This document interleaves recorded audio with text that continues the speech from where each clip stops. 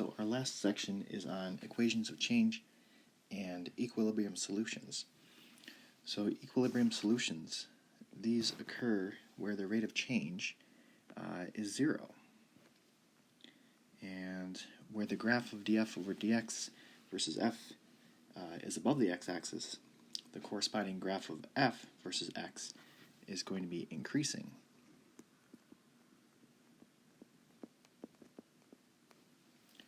Where the graph of df over dx versus f is below the x-axis, then the corresponding graph of f versus x would be decreasing.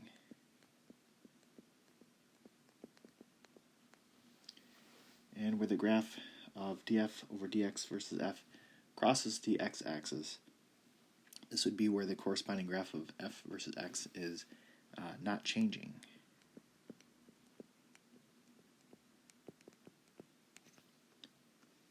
So let's look at question number 1. It says, what is an equilibrium solution of an equation of change? So this would be a solution which remains constant.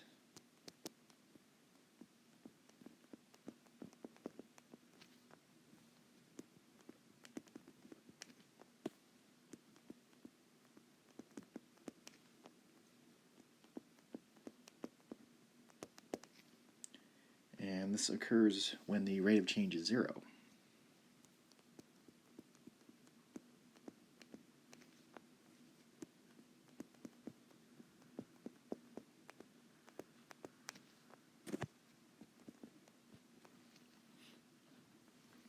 Looking at question number 2, it says if f is equal to 10 is an equilibrium solution of an equation of change involving df over dx, what is the value of df over dx when f is equal to 10? Since it's an equilibrium solution, the value would be 0.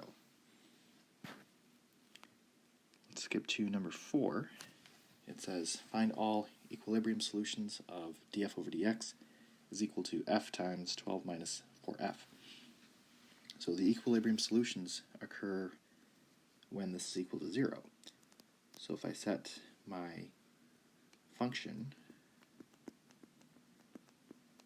equal to 0 and solve it, I can find these.